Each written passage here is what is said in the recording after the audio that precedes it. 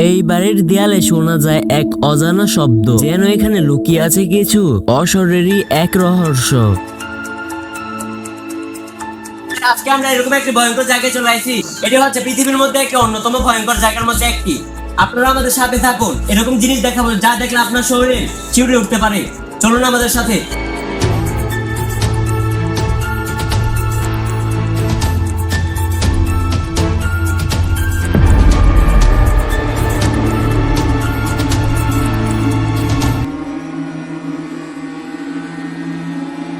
পুরনো সেই কুঁড়েঘরটা এখনো বেশি আছে অজানা ফিসফাস, যেন সেখানে কেউ আজও অপেক্ষা করতেছে অন্ধকারে কারো জন্য।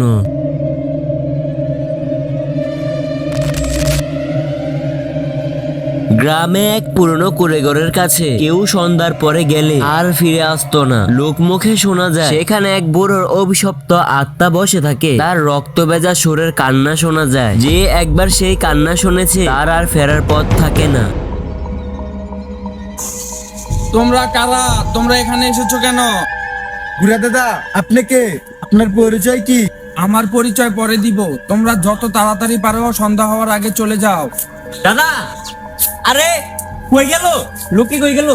রাকিব, এই জায়গাটা আমার খুব ভয় করতেছে। তোদের সাথে আসাটা আমার উচিত হয় নাই। আয় চলে যাই বাড়িতে। লোকটি তো আমাদেরকে বলেছে যে সন্ধ্যার পরে এখানে না থাকতে।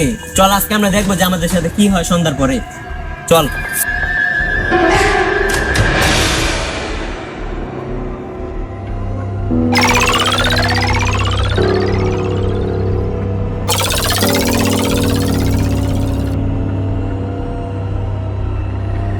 এদিক দিয়ে ওই দিক দিয়ে কি গেল? আমার তো অনেক ভয় করতেছে। চল, সন্ধ্যা হওয়ার আগে আমরা বাসায় চলে যাই। চল আমরা জায়গা। আরে তোর এখান থেকে তো আমরা আজকে সন্ধ্যার পরে যাব, এখন তো আর যাবো না। ওই বড় লোকটা কি বলছে ওইটা আমরা দেখে যাবো। চল।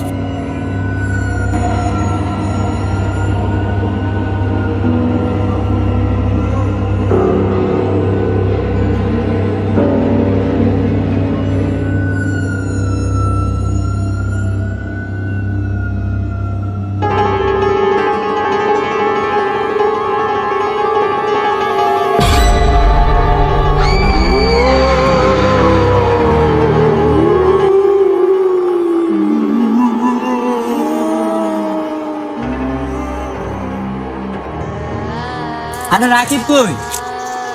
তুই একটু দাঁড়া, আমি দেখাইতেছি। আচ্ছা যা তো।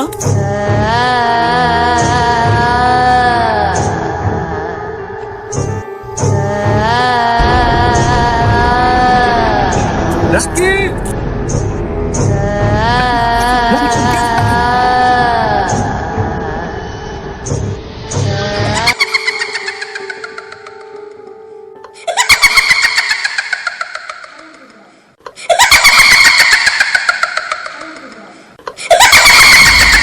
সন্ধ্যা হয়ে গেল, এদের দুইজনকে তো এখনো দেখতে পাইতাছি না। একটু সামনে যাই, দেখি পাই কিনা।